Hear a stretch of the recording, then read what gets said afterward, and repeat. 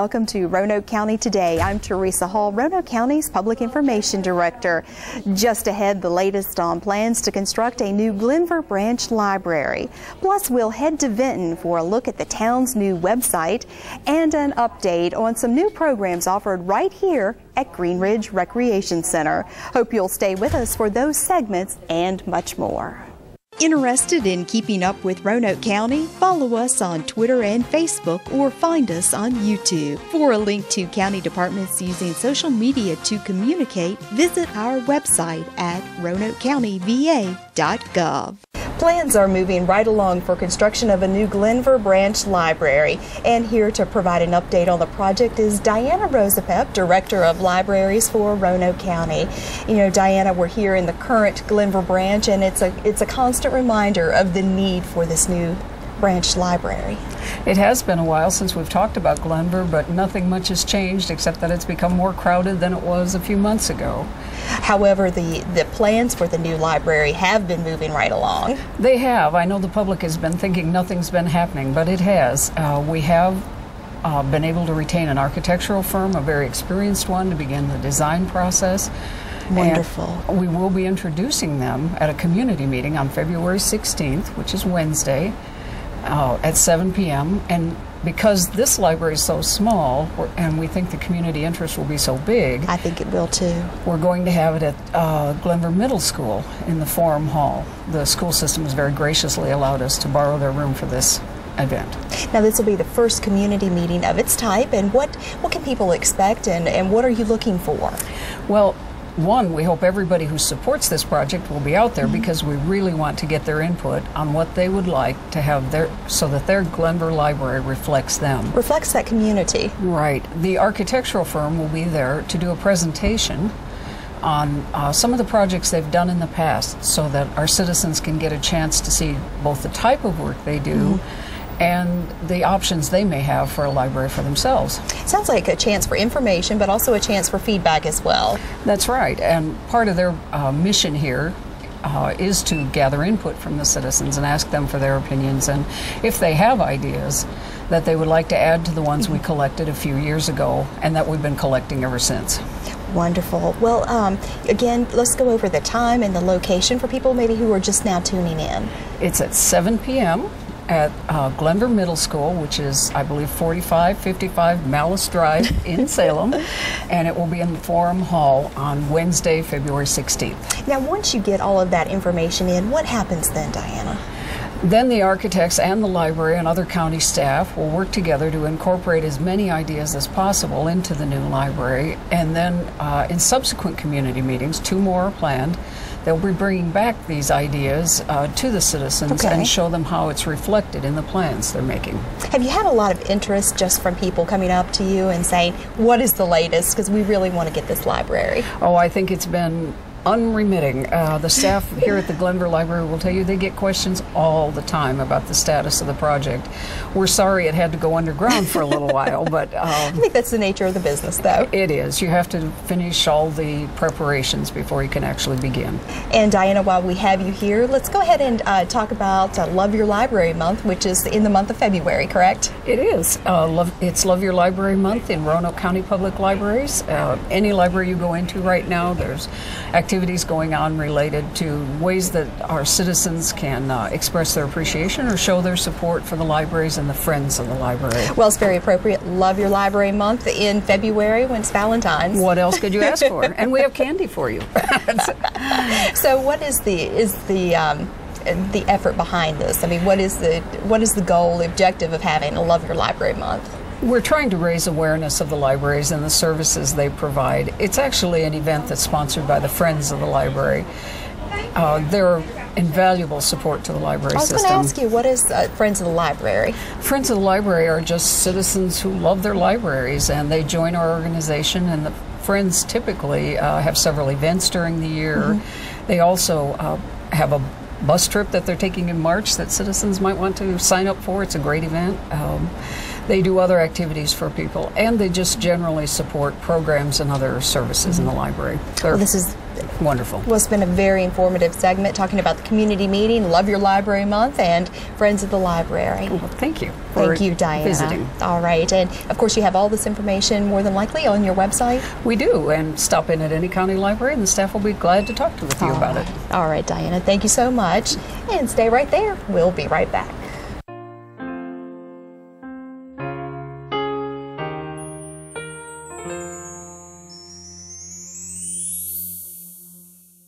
Welcome back. I'm Dan O'Donnell, Assistant County Administrator, and I'm here today with Doug Chittum, who is our Director of Economic Development, to talk about the reaccreditation process and success for the department. Welcome, Doug. Thank you. Glad to have you with us today.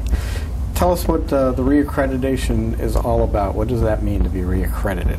Well, we were first accredited about 6 years ago. We became an accredited economic development organization, AEDO, and that accreditation lasts 3 years. So this is the second round of reaccreditation we've gone through.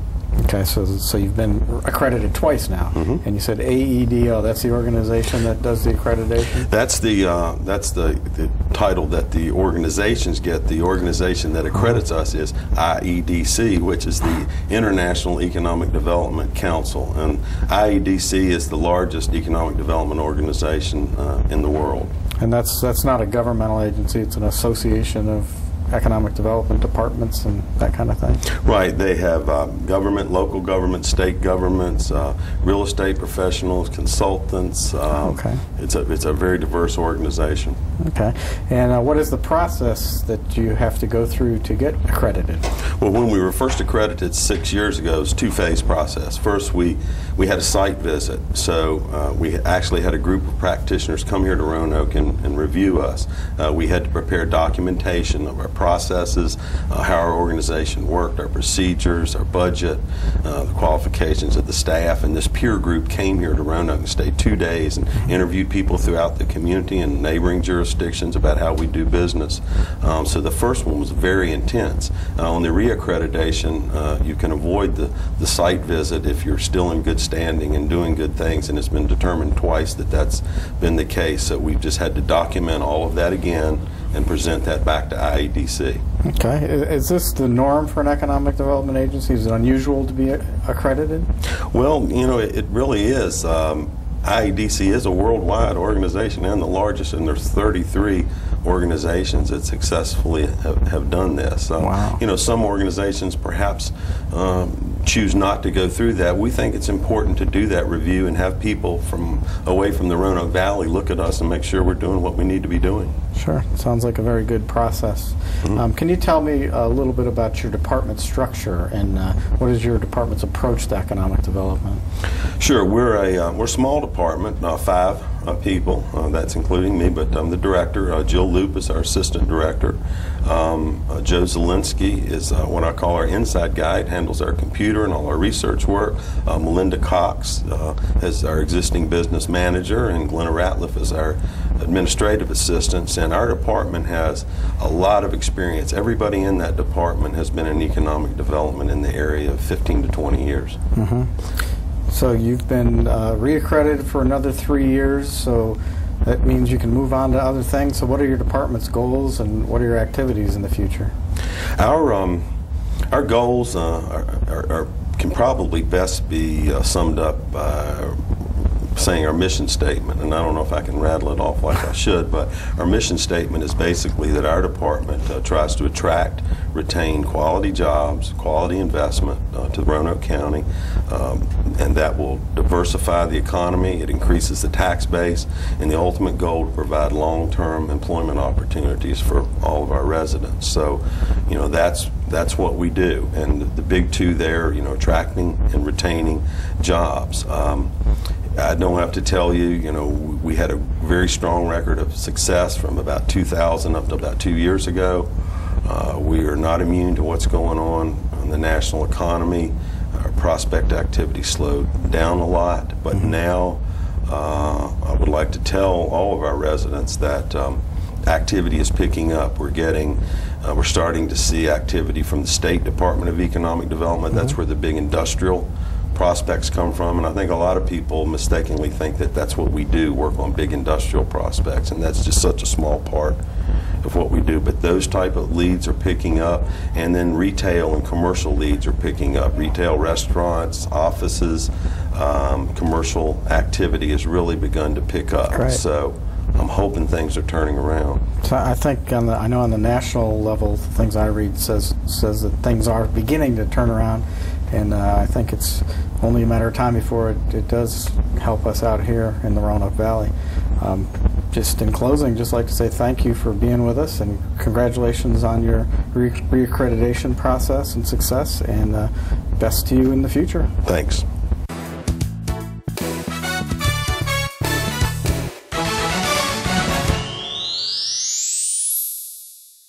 In November, the town of Vinton unveiled a new and much improved website. Consuela Caudle and Julie Tusi were two of the ladies who helped oversee this project, and it is just a terrific look to this new website, I want to say. Thank you. Ladies, yeah, thank congratulations on that. Thank you. Well, for viewers who are tuning in and want to see this website, it's vintonva.gov, correct? Correct. That's right. And when I'm talking to folks about the overhaul for your site, I always tell them it's not a facelift that we have here, it's an actual transformation. Talk a little bit about that, either one of you. Yeah, that's right. Julie had worked on the original website and did a great job keeping that up to date, and we just felt like with the changes that had occurred in the technology, we wanted to really give it an overhaul and a brand new look, and also to make it a lot more citizen-centric and friendlier to use and easier to find the information. So we actually did this as a team effort with a lot of representatives from the town. So. Well, Julie, the one thing that I noticed when you go onto the site, it really reflects the town of Vinton. It looks like the town of Vinton with the graphics and the colors and the images.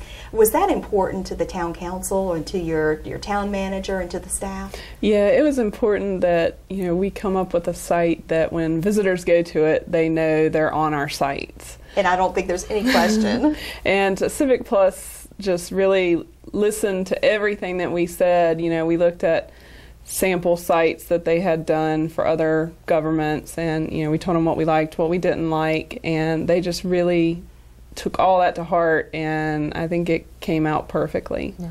Let's talk a little bit about some of the changes, some of the benefits to the new site. What will citizens and businesses be able to do that perhaps on the old site they weren't able to? What can they find?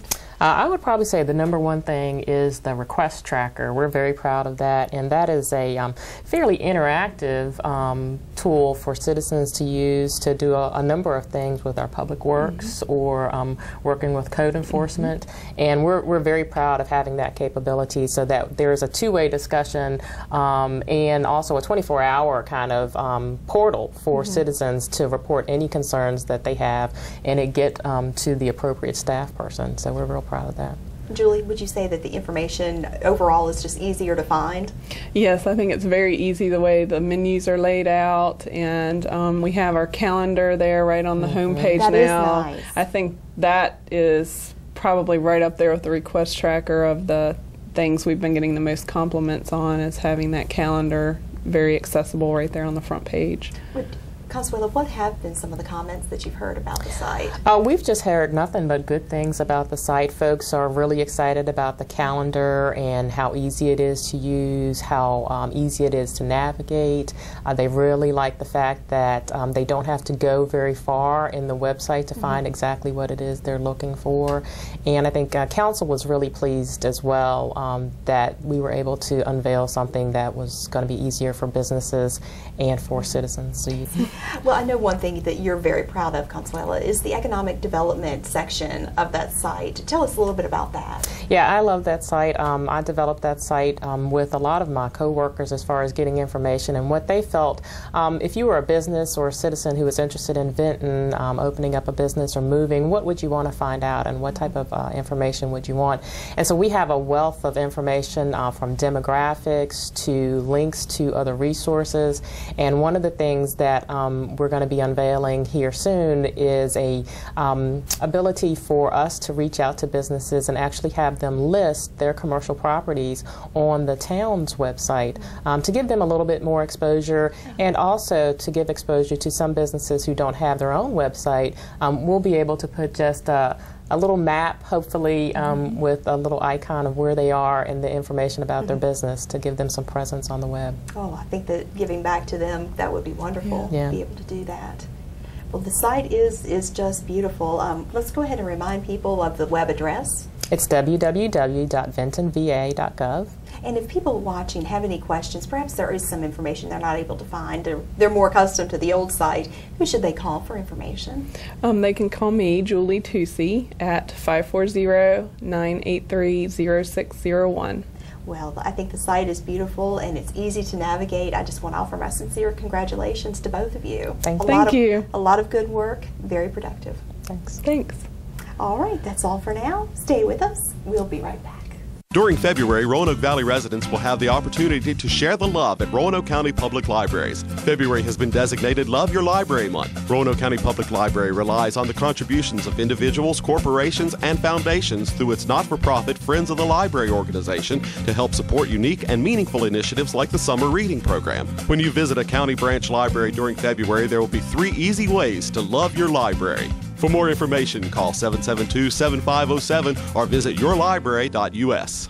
We're here with Scott Ramsberg at Roanoke County's Green Ridge Recreation Center. We're in the indoor pool area, and no, we're not going to jump in, but we are going to talk about some great opportunities for folks who want to maybe come out and try out the indoor pool. Let's go ahead and talk about some of those, Scott. Well, a lot of people don't know that you don't have to be a member to use our facility. Of course, the pool's open year-round, indoors.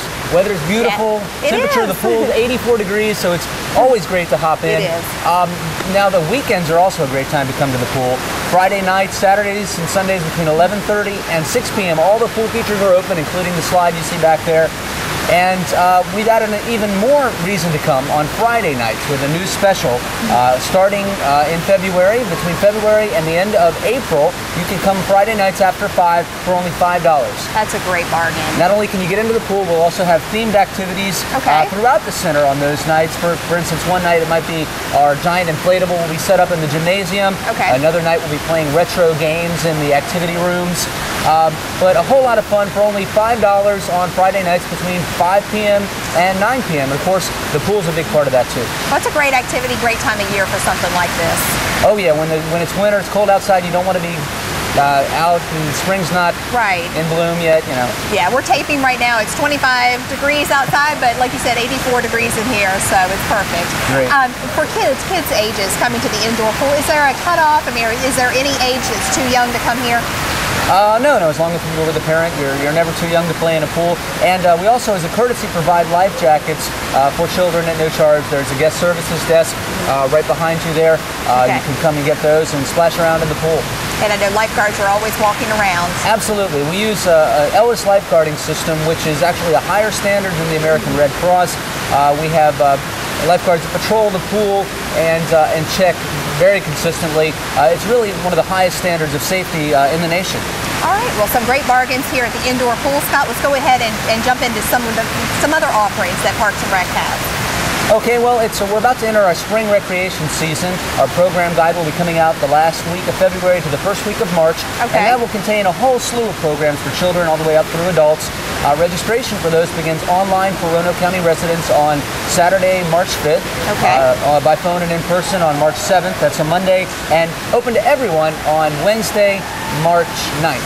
Time goes fast, great number of programs, but you don't have to wait until until March 5th if you want to look at summer camps, because we have a summer camp program guide that's out right now. You can pick that up at our recreation centers or view it online at RoanokeCountyParks.com. We have hundreds of summer camp offerings, half-day programs, full-day programs for you. And those are all open right now for registration. Well, I know sometimes you do those promotions too. Go ahead and sign up early and you get particular deals. And I'm sure that's something there out there too. Absolutely. It's never too early to start looking at summer camps, especially those full-day overnight camps like Camp Roanoke. Fills up quickly this time of year. All right. Well, you always have so much to share. Anything else that you'd like to squeeze in the next couple of minutes? Okay, 2 more things really quickly. We've got a couple special events right here at Green Ridge. On Saturday, March 19th, we have a spring fling night. That means that games will be set up in the pool. In addition to just having the lifeguards and being able to splash around, you'll be able to play pool games, ring toss, float the rubber duck. And then on Saturday, April 16th, it's our Splash In movie night. We'll be showing Toy Story 3 on a giant screen right back there. And while you splash around in the pool, you can watch the movie. And that's after hours. It starts at 6:30 on Saturday, April 16th. April 16th. Okay, some great ideas. You guys are always creative and coming up with something new. Absolutely. Check us out at RoanokeCountyParks.com. All right, Scott, always a pleasure to talk to you. Thank you so much. Thanks. All right, and there's much more Roanoke County Today ahead. Please stay with us.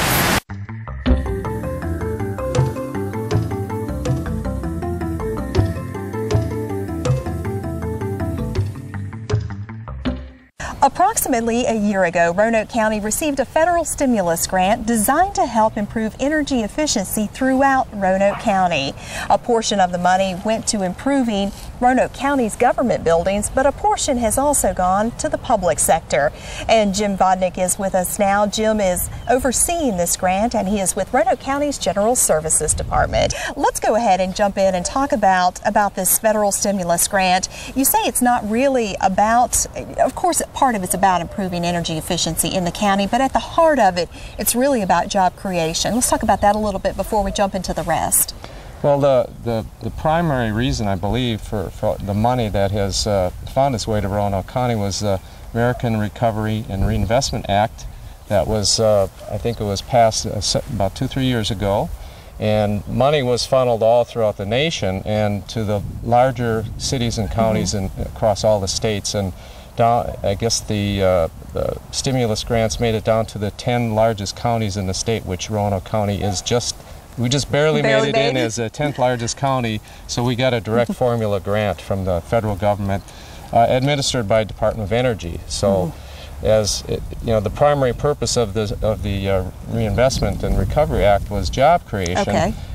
We're getting our money from the Department of Energy, and the way to do that is through saving energy and create jobs through doing local energy conservation projects. The first big project, of course, was going in and taking a look at all of Roanoke County's government buildings. By that, I mean the Administration Center, Kessler Mill, fire departments.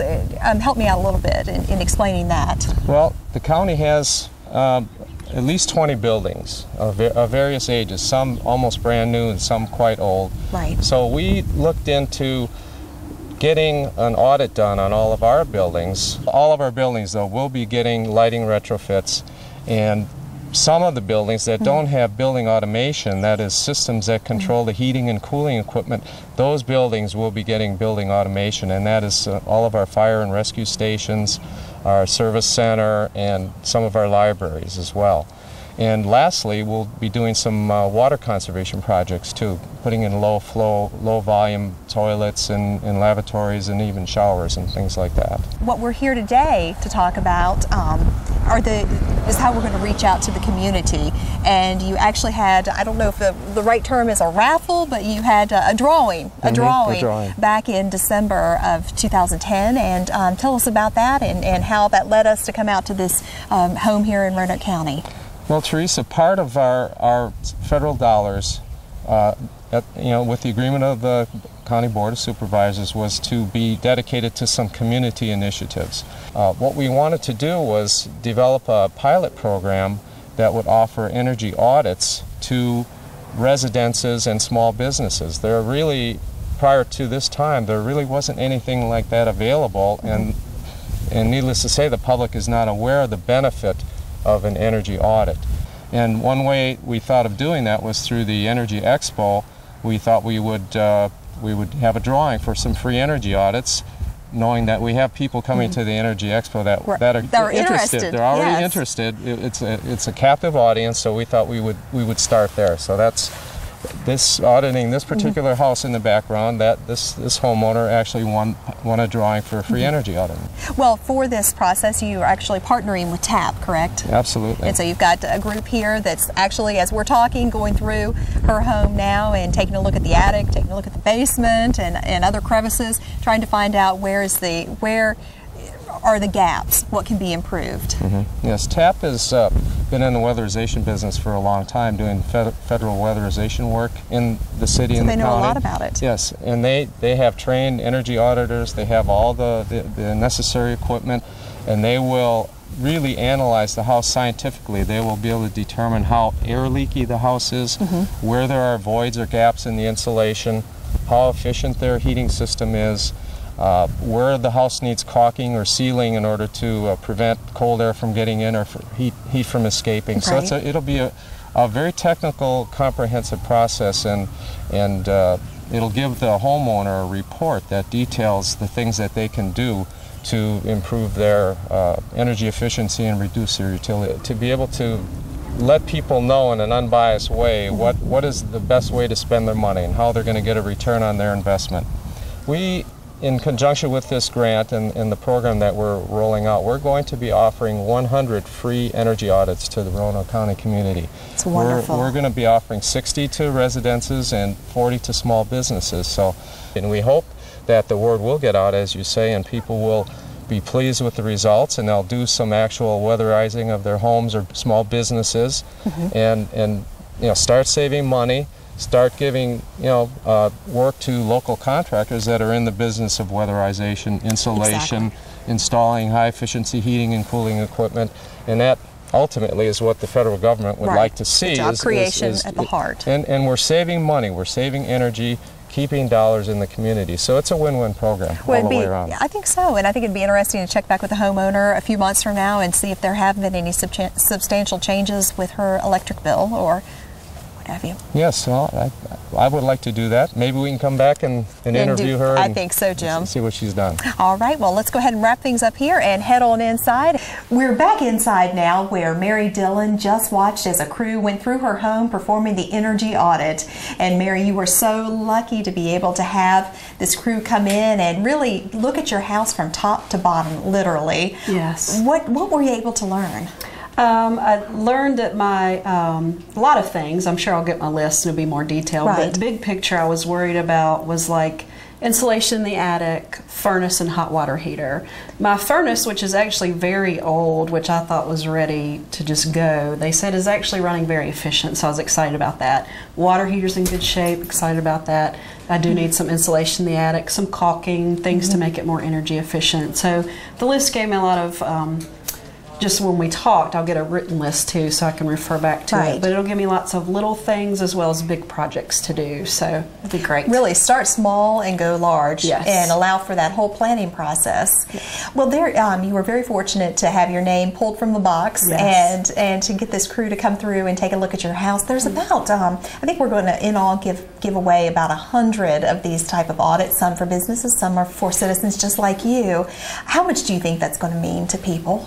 It means a tremendous amount. It's something that I didn't even know was available out there, much less I don't know if it's something I could do on my own. I wish everybody could do it. It would be great, but I think it'll make everybody just more energy efficient, and of course whatever we can do with carbon footprints in Roanoke County, it's great, as well as nationwide. The crew that came in, some people may be concerned about having strangers walk through their house. Was it an easy process for you? How would you describe the process of having someone, complete strangers, come in and take a look, as we said, literally from top to bottom? I was very comfortable. They put me at ease, very professional, very courteous, let me know, this is what we'll be looking at. We won't need to look here or there, so you don't, worry about everything you've shoved in a closet like your mother-in-law's coming, kind of So thing. you were comfortable with having them come in? Absolutely. The bottom line is also that you're going to be able, in the end, hopefully, save some dollars, have a bigger wallet. Yes, very excited about that. All right. Well, Mary, congratulations for being selected to have this audit performed, and Thank you. Best of luck as you lay out what you're going to be doing in the future. Great. You'll be busy probably. Yes, very. All right. Stay with us, everyone. We'll be right back. Interested in keeping up with Roanoke County? Follow us on Twitter and Facebook, or find us on YouTube. For a link to county departments using social media to communicate, visit our website at RoanokeCountyVA.gov. That's all for this month's edition of Roanoke County Today, a monthly program produced by Roanoke Valley Television and designed to bring information to benefit our citizens and businesses. If you have any questions, please visit Roanoke County's website at RoanokeCountyVA.gov. Hope to see you again next month.